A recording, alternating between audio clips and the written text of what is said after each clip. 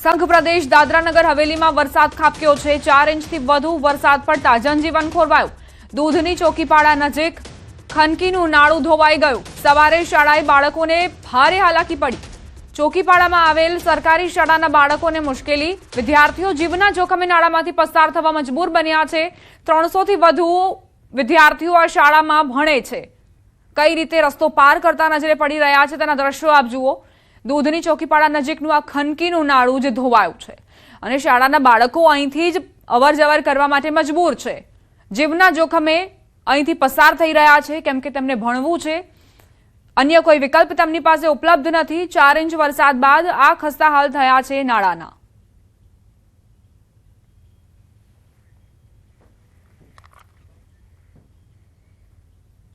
सूरत शहर में धोधमार वरसाद खाबक्यो। वरसादना पगले शहर में ठेर ठेर पाणी भराया।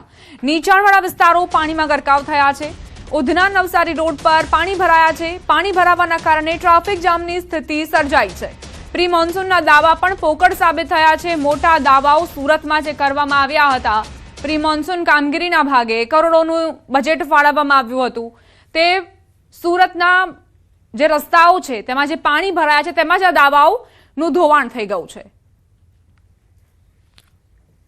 છેલ્લા 12 કલાકથી ધીરીધારે પડી રહેલા વરસાદને લઈ સુરતના ઉધના નવસારી રોડ પર ઠેર ઠેર પાણી ભરાવાની ફરિયાદો સામે આવી છે। દ્રશ્ય જોઈ શકાય છે, સુરત નવસારી રોડ ઉપર પાણી ભરાયા છે, જેને લઈને વાહન ચાલકો પાણીમાંથી પસાર થવા મજબૂર બન્યા છે। કરોડો રૂપિયાના ખર્ચે સુરત મહાનગરપાલિકાએ પ્રી મોન્સૂનની કામગીરી કરી હતી, પણ આ કયા પ્રકારની કામગીરી છે તે તો દ્રશ્ય જ બતાવી દે છે કે કયા પ્રકારનો ભ્રષ્ટાચાર થયો છે। વરસાદે વિરામ લેતા મહાનગરપાલિકાની ટીમ પહોંચી છે, આઉટલેટ ખોલી પાણીનો નિકાલ કરી રહી છે, પણ આ રસ્તા ઉપર વર્ષોથી પાણી ભરાય છે તો કાયમી સમસ્યાનો ઉકેલ તંત્ર લાવતી નથી। કારણ કે જો આ ઉકેલ આવી જાય તો આના ખર્ચા અલગથી કરવા અથવા તો કહી શકાય અલગથી ખર્ચાઓના બિલ બની શકે નહીં। ત્યારે સામાન્ય વરસાદ કે ઝરમર વરસાદ છેલ્લા 12 કલાકથી પડી રહ્યો હોય અને આ રોડ પર આ પાણી ભરાય તો લોકોને કેટલી સમસ્યા થાય છે। કહી શકાય કે આ રોડ પર 1 મિનિટમાં 100 કરતાં વધુ વાહનો પસાર થાય છે। ત્યારે હવે વરસાદે વિરામ લીધો છે અને ધીરે ધીરે પાણી ઓસરી રહ્યા છે। કીર્તેશ પટેલ, ન્યૂઝ 18 ગુજરાતી, સુરત। ગીર સોમનાથમાં જામ્યો વરસાદી માહોલ। વેરાવળ અને કોડીનારના ગ્રામ્ય વિસ્તારોમાં વરસાદ ખાબક્યો છે। હળવાથી મધ્યમ વરસાદ સાથે ભારે પવન ફૂંકાયો। વરસાદથી ખેડૂતોમાં ખુશીની લહેર વ્યાપી છે। વેરાવળથી આ તસવીરો સામે આવી છે કે જ્યાં મેઘરાજાએ પોતાનો હેત વરસાવ્યો છે। ક્યાંક છૂટોછવાયો વરસાદ વરસ્યો છે, ક્યાંક મુશળધાર વરસાદ ખાબક્યો છે। ઘણા એવા પણ ગ્રામ્ય વિસ્તારો છે કે જ્યાં વધુ પવન સાથે વરસાદ વરસ્યો છે। ઠંડકનો અહેસાસ લોકોને થઈ રહ્યો છે। ખેડૂતોમાં પણ ખુશીની લહેર વ્યાપી છે।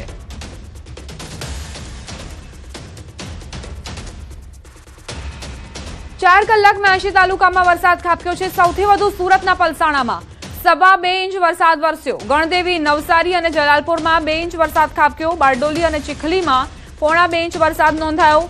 સુરત શહેર અને મહુવામાં 1.5 ઇંચ વરસાદ ખાબક્યો। 84, ડોલવણ, કામરેજ, અંબિકામાં પણ 1 ઇંચ વરસાદ નોંધાયો છે।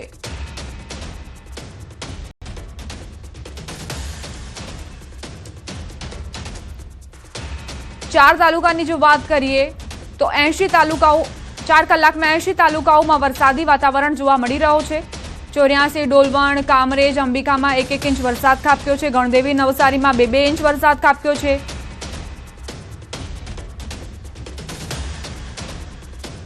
હવે રાષ્ટ્રીય સમાચારો પર કરીએ નજર। હિમાચલ પ્રદેશના ચંબા જિલ્લામાં ભારે વરસાદ અને વાદળ ફાટવાની ઘટનાઓથી સ્થિતિ ગંભીર બની છે।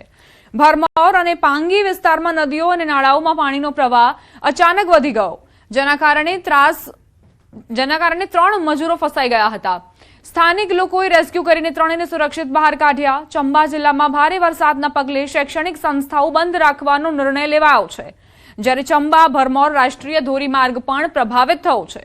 તંત્રએ લોકોને નદી નાળા અને જોખમી વિસ્તારોમાંથી દૂર રહેવાની અપીલ કરી છે।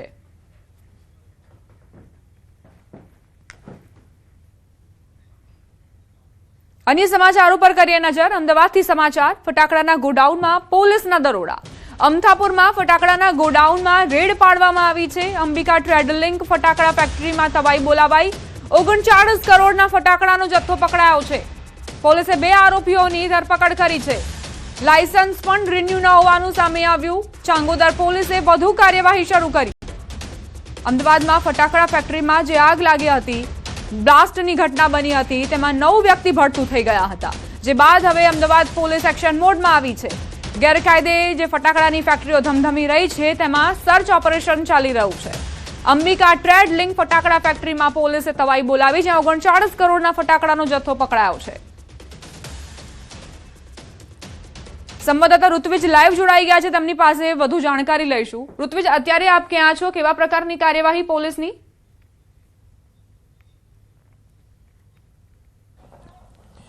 જીતીભાઈ, વાત કરીએ તો જે પ્રકારે રામોલ ગતરાળ રોડ ઉપર એક ગેરકાયદેસર જે ફટાકડાની ફેક્ટરી ચાલી રહી હતી અને તેમાં બ્લાસ્ટની ઘટના બાદ જે વ્યક્તિઓના મૃત્યુ નિપજ્યા હતા, લગભગ 10 જેટલા વ્યક્તિઓના મૃત્યુ નિપજ્યા છે અને આ ઘટનાની ગંભીરતાને ધ્યાનમાં રાખીને સમગ્ર રાજ્યની અંદર જ્યાં પણ ગેરકાયદેસર રીતે ફટાકડાનો જથ્થો રાખવામાં આવ્યો હોય અથવા તો વેચાણ કરવામાં આવતું હોય, આ તમામ જગ્યાઓ પર કાયદેસરની કાર્યવાહી કરવા માટેની સૂચના છે તે પોલીસને આપી દેવામાં આવી છે અને તેની જે કાર્યવાહીના ભાગરૂપે અમદાવાદ ગ્રામ્ય પોલીસ એટલે કે ચાંગોદર પોલીસ દ્વારા આ ગેરકાયદેસર રીતે રાખવામાં આવેલ જે ફટાકડાનો જથ્થો છે તે જપ્ત કરવામાં આવ્યો છે. ખાસ કરીને આપ દ્રશ્યની અંદર જોઈ શકો છો, ખૂબ જ મોટા પ્રમાણમાં એટલે કે 39 કરોડ 57,90,000 રૂપિયાનો જે મુદ્દામાલ છે તે જપ્ત કરવામાં આવ્યો છે અને હાલ અહીં જે પોલીસની કાર્યવાહી છે તે ચાલી રહી છે. મહત્વની બાબત તો એ છે કે જે બે વ્યક્તિઓ અમિત કુમાર મોદી અને કિશનભાઈ પટેલ, આ બંને વિરુદ્ધની અંદર હાલમાં પોલીસ દ્વારા જે કાર્યવાહી છે તે કરવામાં આવી રહી છે. અલગ અલગ જે કાર્ટૂનો છે તે ભરીને અહીંયા તેમાં ફટાકડા ભરીને રાખવામાં આવ્યા હતા અને જો ફાયર સેફ્ટીની વાત કરીએ તો અહીંયા ફાયર સેફ્ટી માટે જે પૂરતી વ્યવસ્થા જે પ્રમાણે અહીં આ જે ફટાકડાનો જથ્થો રાખવામાં આવ્યો છે તે પ્રમાણેની ફાયર સેફ્ટી પણ ન હોવાનું હાલમાં જાણવા મળી રહ્યું છે. એટલે હાલમાં પોલીસ દ્વારા આ સમગ્ર મામલે કાર્યવાહી પણ કરવામાં આવી છે, પરંતુ કહી શકાય કે ખૂબ જ મોટા પ્રમાણની અંદર આ ફટાકડાનો જથ્થો છે તે મળી આવ્યો છે. BNSની કલમ 125, 288 સહિતની જે વિસ્ફોટક અધિનિયમ છે તે તમામ કલમો હેઠળ હાલમાં પોલીસ દ્વારા કાયદેસરની કાર્યવાહી કરવામાં આવી છે, પરંતુ ખૂબ જ ગંભીર બાબત કહી શકાય. જે 2 ગોડાઉનની અંદર આ જથ્થો મળી આવ્યો છે તેના જે લાયસન્સ સહિત જે મંજૂરીઓ હોય છે અલગ અલગ વિભાગની તે મેળવવામાં આવી હતી કે કેમ, આ તમામ બાબતોને લઈને તપાસ હાલ કરવામાં આવી રહી છે. અલગ અલગ જે રાજ્યની અંદર અનેક જગ્યાઓ ઉપર હાલમાં ફાયર બ્રિગેડ છે, પોલીસ છે, આ ઉપરાંત અન્ય જે સંલગ્ન વિભાગો છે તેમના દ્વારા આ પ્રકારે ચેકિંગ કરવામાં આવી રહ્યું છે. ફાયરની NOC, લાયસન્સ રિન્યુ, આ તમામ બાબતોની ચકાસણી કરવામાં આવી રહી છે અને અલગ અલગ જગ્યાઓ ઉપર છેલ્લા 3 દિવસથી ચેકિંગની કામગીરી હાથ ધરવામાં આવી છે. જી આભાર ઋત્વિજ, જાણકારી આપવા માટે. આગળ પણ અપડેટ્સ લેતા રહીશું.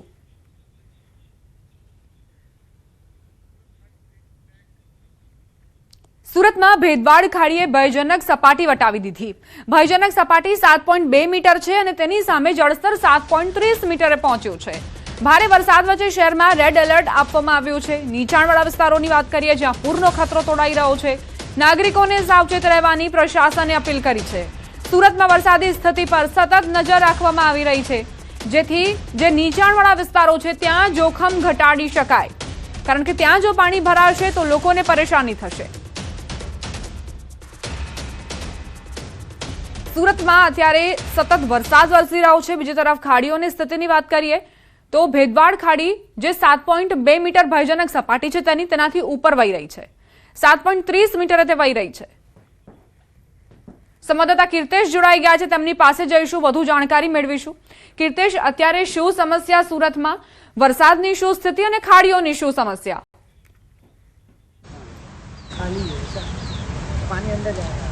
બિલકુલ આખી રાત વરસાદ વરસ્યા બાદ સવાર થતા વરસાદે વિરામ લીધો છે, પણ કહી શકાય કે સુરતના લોકો માટે બધી એક વખત સંકટ તોડાઈ રહ્યો છે, કારણ કે સુરત ગ્રામ્યમાં પડેલા વરસાદને લઈ સુરતના મધ્યમાંથી પસાર થતી 5માંથી 1 ખાડી ભેદવાડ ખાડી તેની ભયજનક સપાટી 7.2 મીટર વટાવી 7.30 મીટર પર વહી રહી છે, જેને લઈને હવે ખાડી ઓવરફ્લો થતા રેસિડેન્ટ વિસ્તારોમાં પાણી ભરાવાની શરૂઆત થઈ ચૂકી છે.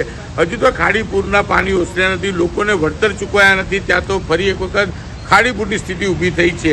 5માંથી 1 ખાડી ઓવરફ્લો થઈ ચૂકી છે. ધીરે ધીરે તમામ ખાડીઓના પાણીના જળસ્તર વધી રહ્યા છે. ત્યારે સ્થાનિક લોકો આપણી સાથે જે આપણે લોકો સાથે વાત કરવાનો પ્રયાસ કરીશું, શું સ્થિતિ છે, કયા પ્રકારે સમસ્યાઓ છે, કારણ કે જે પાણી છે લોકોના ઘર અંદર છે ને લોકોને આ જ પાણી વચ્ચેથી પસાર થવું પડી રહ્યું છે, લોકો હેરાન થઈ રહ્યા છે। ત્યારે આપણી જોડે સ્થાનિક લોકો છે, આપણે વાત એમની સાથે કરવાનો પ્રયાસ કરીશું। સૌથી પહેલાં તો આપનું નામ? લક્ષ્મણભાઈ બાબુરાવ ઉછેરા। લક્ષ્મણભાઈ, ક્યારથી પાણી ભરવાની શરૂઆત થઈ છે, કેટલી સમસ્યા? સમસ્યા તો અહીંયા ઘણા સમયથી છે। આજે સવારે 7:30 વાગ્યા પછી પાણી ભરવાનું ચાલુ થયું। 1 કલાકની અંદર આ પાણી અમારા ઘૂંટણની ઉપર પહોંચી ગયું છે। આ પાણી વરસાદી છે, ખાડીનું છે? આ પાણી ખાડીનું છે। વરસાદ ના પડે તો એ પાણી અહીંયા ભરાઈ જ જતું છે। અમને ખાડી પૂર આવ્યા હતા, કેટલું પાણી હતું? હમણાં પાણી હતું, અમારા ડબલ બેઝમેન્ટ ડૂબી ગયા હતા ને પ્લસ 3 ફૂટ અમારા બેઝમેન્ટમાં પાણી ભરાઈ ગયું હતું। તો અત્યારે હવે ધીરે ધીરે પાણી વધી રહ્યું છે? અત્યારે થોડું પાણી હજુ વધી રહ્યું છે। ઘટતું પાણી નથી પણ વધ્યા જ કરતું છે। મહાનગરપાલિકા આવીને ખાલી જોઈને ચાલી જાય છે। બિલકુલ દ્રશ્ય જોઈ શકાય છે કે જે બાળકો શાળાએ ગયેલા હતા એ બાળકો આવી ગયા છે અને હવે આ બાળકોને તેમના ઘરે લઈ જવા માટેની વ્યવસ્થા કરવામાં આવી રહી છે। ટ્રેક્ટર મંગાવવામાં આવ્યું છે અને આ ટ્રેક્ટર પર સવાર થઈ અને જશે એક મહિલા છે, આપણે સીધા એમની સાથે વાત કરીશું। બેન, શું નામ આપનું? मोनिका। મોનિકા બેન, કેટલી સમસ્યા બાળકોને લઈને હવે? बहुत दिक्कत हो रखी है बच्चों के लिए अभी स्कूल से लेके आए हैं अभी इतने ज्यादा पानी के अंदर। બિલકુલ, આપકા નામ? बच्चों के एग्जाम चल रहे हैं, हम लोगों को बहुत बड़ी भेजना परेशानी झेलनी जरूरी पड़ तो रही और है। अभी जाएं इधर सांप घूम रहे हैं, हम पैदल नहीं जा सकते, बच्चों को लेके जाना बहुत मुश्किल वाला काम है। कभी कुछ हो गया, छोटे छोटे बच्चे हैं हमारे, बहुत बड़ी परेशानी है, कोई सोल्यूशन निकल ही नहीं कितने रहा दिन है। पहले यहाँ पानी आया था? अभी एक बार पहले बारिश आई 10 दिन पहले आया था, वापस भरा हुआ है पानी, कोई कुछ नहीं हो रखा इधर, परेशानी झेल रहे हैं हम लोग। બિલકુલ જોઈ શકાય છે નાના નાના બાળકો છે, બાળકો સાથે વાત કરવા ପାଇଁ કહ્યું બેટા અહીંયા તારો ક્યાંથી આવ્યો? आप कहाँ से आए हो? स्कूल से। अभी घर के पास पानी है, कैसे जाओगे? अभी ट्रैक्टर से जाएंगे, देखते हैं। तो आप आगे पानी भरा था तो ट्रैक्टर से ही आते जाते थे? हाँ, पिछले साल अभी तो बहुत पानी भरा था, तब तो नहीं आते थे, तब तो घर पे ही थे। બિલકુલ દ્રશ્ય જોઈ શકાય છે, બાળકોને આ ટ્રેક્ટરમાં ઘરે લઈ જવા પડી રહ્યા છે કારણ કે અહીંયા પાણી ભરાઈ ગયું છે, ધીરે ધીરે પાણીનું લેવલ વધી રહ્યું છે અને ખાસ કરીને આ પાણીમાં અન્ય એક વ્યક્તિ છે, આપણે એમની સાથે વાત કરીશું। મોટાભાઈ, શું નામ? વિકીભાઈ, શું કહેશો? અહીંયા પાણી ભરાઈ જાય, બાળકોને ટ્રેક્ટર અહીંયાનું કોર્પોરેશન તંત્ર એટલું ખરાબ છે। કમ્પ્લેન કરીએ તો કે તમારા બિલ્ડરને કહે, બિલ્ડર કહે મારું બધું પતી ગયું છે, તમે એસએમસીમાં ગયો। તો જવાબદાર કોણ? કોઈ જવાબદાર લેવા તૈયાર નથી। આજે અહીંયા પાણી ભરાય છે, ખાડીમાં પાણી બધું પેક મારે છે, તે છતાં બાળકોને જેને ઇમરજન્સી હોય તો અમારી જાય છે, પણ તમને ખબર નથી અમારી કેટલા સાપો નીકળે છે, કોઈને નુકસાની થઈ, કોઈની જાનહાનિ થઈ, મેડિકલ ઇમરજન્સી માટે બી અમે આભાર કીર્તેશ, તમામ જાણકારી આપવા માટે। તો સુરતના લોકોને કઈ સમસ્યાઓ થઈ રહી છે, અમારા સંવાદદાતા કીર્તેશે તમારા સુધી એ અહેવાલ પહોંચાડ્યો।